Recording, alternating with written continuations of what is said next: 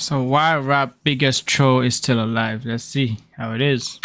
He a troll, bro. It's like, that's why nobody do nothing to him when they see him, because they know it's like rap beef usually always ends in yeah, we can't do it too much because Val gonna copyright your ass. I swear to God, don't react to him. or even worse, harm. Even people like 6ix9ine, someone you never would have thought would get touched, was recently beat up and recorded. But unlike 6ix9ine, this one internet troll has said some of the most disrespectful things you could think of and has not been touched yet. Nigga. But you feeling me out, and I'm telling you I'm in character. You, nigga. And your hood in Chicago and everything King Von stand for. Stomp on his head, King Von dead. Charleston White is a Texas native that has taken over the rap side of the media guy don't lately, care. and What the while hell? doing so, has exposed a lot of rappers for not being as tough as they claim. From him beefing with half of the rap community to the police saying that they won't protect him. How is this dude still moving around freely? Well, today, we're here to find out. Before all this rap drama, Charleston White was a motivational speaker and community activist residing in Dallas, Texas. But in late 2021, Charleston found a new way to get his voice heard and projected into the mainstream media. He started off by talking to young black men about their futures and trying to figure out a plan for them. But when he noticed it wasn't taking off like expected, he started targeting rappers. He did this because he saw how closely young people follow their favorite rappers and how they're willing to keep up with anything they do or say. He decided to start dissing them to expose who they really are behind the rap image and show these young black men that a lot of these street rules are just setting you up to fail. It all started when some young guys commented "Free TK" on his Instagram live. This got Charleston fired up. He went to his friend who served time on similar charges as TK and asked him how much time he served, and when he replied 18 years, Charleston laughed. He said TK at least has to serve 10 years to learn his lesson. Now, how much time you did on that 28? 18? Goddamn right. So goddamn it, TK hadn't even done 10 years yet. So that little motherfucker gotta do some more time for y'all to go to Highland Body free that nigga. Hold on. Charleston is a law-abiding citizen and a firm believer in the prison system. He even says he believes all black boys from the city should spend at least 2 years in prison or 4 years in the military. Now that's kind of wild, but like most of his wild statements, he has some decent reasoning behind it. For one, it teaches discipline because most black boys don't have self-discipline. They don't have self-will. They don't have emotional discipline. They don't have any training. They don't have any skills. They can't read. They don't know how to physically... Hold up. I know how to read. I know how to discipline. What's wrong with you, man? My mom teach me all that by beating my ass off. Like, what the hell? You bugging, man. strengthen their bodies, and prison and the military teaches all this. He even spoke on Young Thug when he got locked up, saying how the little jail time he has already served has already improved him. But knowing Charleston, you gotta know he threw in some jokes in there too. Yeah, that's why I recommend jail, I'm telling you. That's why I recommend it. He doing he ain't never done before. He raps sober. And listen how he sound rapping sober. He sounds so good. He gave reference to the Lord. He even talked about being a father, time with his daughter. See how jail do a nigga's ass? But if he feels like you haven't learned your lesson, he is quick to call the police and send you right back to jail, just like he did with this one rapper named PMG God. Back in July 2022, Charleston got into an argument with OG Percy about how he is an old gangbanger and is not being a good role model for the youth. OG Percy, right? He's a Crip, right? Yeah. And you feel as though... He a 52-year-old Crip. He a 52-year-old Crip. That's not shameful.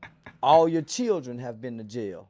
You smoking weed on camera with your kids with guns, and they just coming home from jail. Percy's son, PMG God, didn't like how Charleston was talking to his dad. 1 minute, man.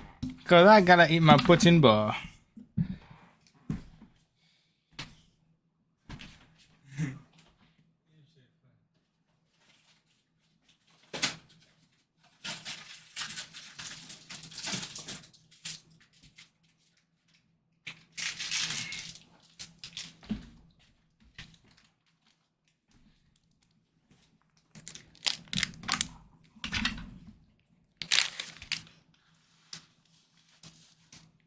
had, so he threatened to harm him. After some investigation, Charleston found out PMG was out on bond, and he immediately called the police on him and said he was being threatened with weapons. The police arrested PMG that night, and he was later sentenced to 20 years. Charleston bragged about this situation in a few of his videos, taunting his enemies and letting them know not to threaten him. Yeah, 20 years?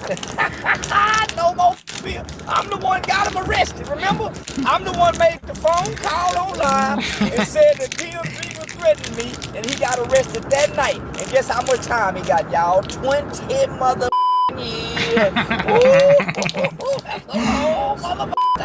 But PMG isn't the only rapper he's called the police on. In an interview with Say Cheese, Charleston admitted that he called the police on Flo Malcolm, an Atlanta rapper, after he made a video saying Charleston was banned from Atlanta. Charleston said he reported the videos of Malcolm holding weapons, threatening him to the police, and now he currently has 3 felony warrants and will be extradited in any of the 50 states he's caught in. So, Flo Malcolm That's crazy. has more than 3 active felony warrants out for him, and he would be extradited in all 50 United States, no matter where he's arrested at. He also got into an argument with King Yella after Yella disagreed with some of his statements he said about Chicago rappers. I think Charleston White's biggest break into the mainstream media was when he went all out on King Von and straight up disrespected half of the Chicago rap community to show the world that they aren't as tough as they say. Charleston explained that people should not show as much sympathy for a murderer like King Von, and he even built a relationship with Lil Tim, King Von's killer, applauding him for putting a stop to this violent character.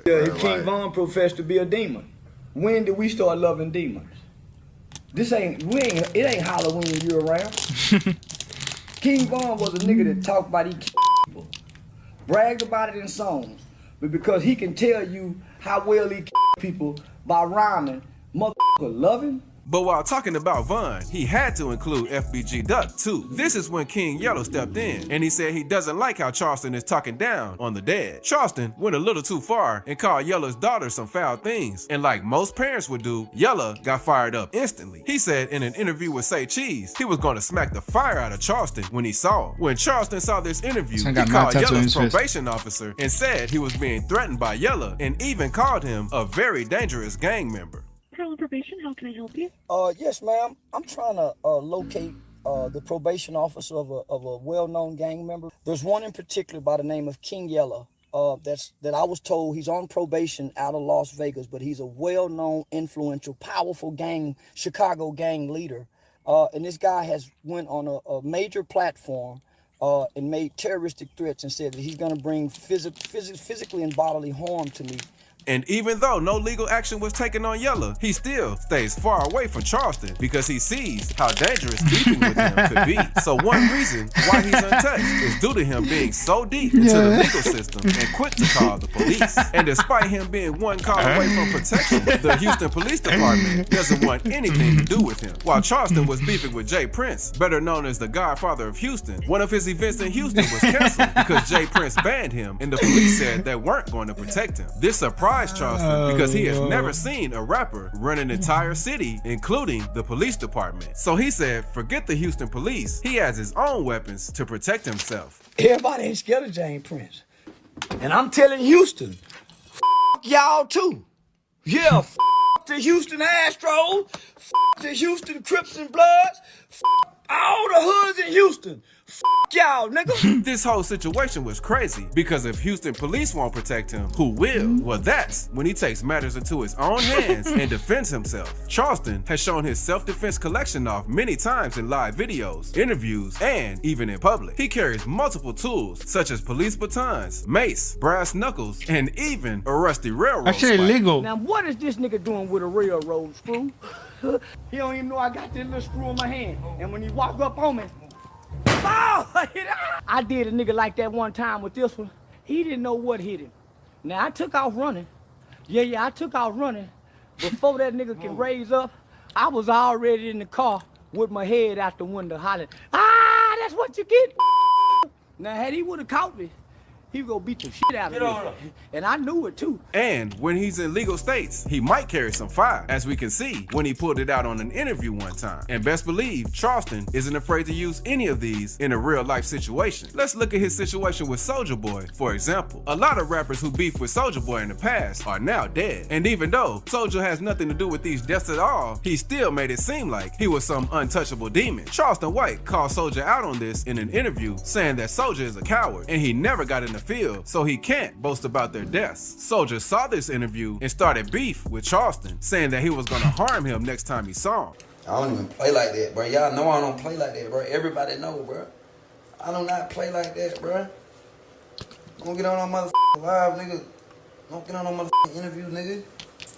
Y'all bloggers, bro. Y'all get niggas, bro. So when Soulja finally saw Charleston out in public, he confronted him with a group of guys. Charleston didn't ask any questions and immediately started macing Soulja, making him instantly fold and back off. This scenario showed us that if Charleston feels like something is fishy, he is quick to grab that mace and let it rip. That nigga Soulja Boy said, that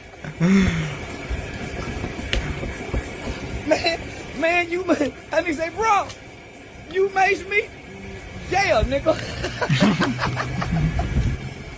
Another time he was confronted in public was when he met up with 600 Breezy. 600 Breezy didn't like most of the things Charleston was saying about King Von and wanted to have a talk with him about it. Charleston had no idea he was supposed to be linking up with Breezy that day. He said he was out there for a movie premiere and 600 Breezy just happened to be an actor in the movie. So when he got there, they took Charleston to the hood and he was introduced to Breezy. Breezy started to press him, asking him what was his problem with King Von and people from Chicago. Charleston started to get worried, so he immediately started to check his surroundings. But despite Charleston being outnumbered, he still stood on his words and even said he was willing to die behind what he says. Right. Man, I don't know what's going on. Right. So I gotta look and try to check and see what's going on behind me, see how these niggas looking.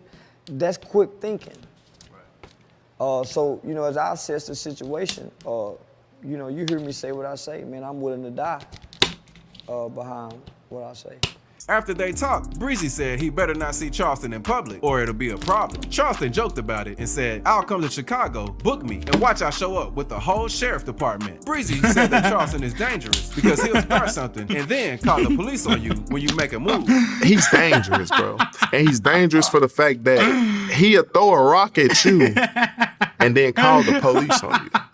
Yeah, I don't that old nigga. He a troll, bro. It's like, that's why nobody do nothing to him when they see him, because they know it's like. But another reason why nobody has touched Charleston yet is because he constantly reminds people that most of his actions are just him portraying a character, and his main focus is helping the youth become better people. They keep forgetting. I'm telling them, bruh, I'm a community activist pretending to be this online. They so caught up in social media, they are overlooking real life shit. And no matter how much you don't believe him, he has shown proof that he is genuinely trying to help. After spending most of his youth committing crimes, Charleston had his daughter and decided to turn his life around. He enrolled into college for education and criminal justice and founded a youth program called HYPE, or Helping Young People Excel. His program traveled throughout Texas and spoke at halfway houses, juvenile facilities, and even high schools. He even took 2 days out of each week to volunteer and speak to newly released inmates and give them knowledge about starting trades, learning new skills, and even getting back into school. Charleston genuinely looked out for his people because he was in their shoes at once. He even Nigga said, it's the type of niggas nigga said, it's the type of nigga that throw a rock at you and they call the police. and used to walk through his neighborhood, engaging with the community and trying to make sure the children have a great, enjoyable place to grow up. But even with all the trolling he does now, his main focus is still helping the community. Charleston has even linked up with FBG Duck, Tuka, and Lil Snoop's mothers to give them a voice and try to help stop the violence in Chicago. He brought them on many talk shows and even gave them money to help them get back on their feet. So Charleston can be extremely disrespectful at times, and some people have every reason to hate him, but at the end of the day, when the video stops recording, the Rat Williams character goes away and Charleston White goes back to being an activist and helping the youth. Let me know in the comments how you feel about Charleston. Do you love him or do you hate him? And you probably should give this video a watch if you enjoyed this one. God damn. 7 buddy. 1, 2, 3, 4, 5, 6, 7. More than 8. God damn.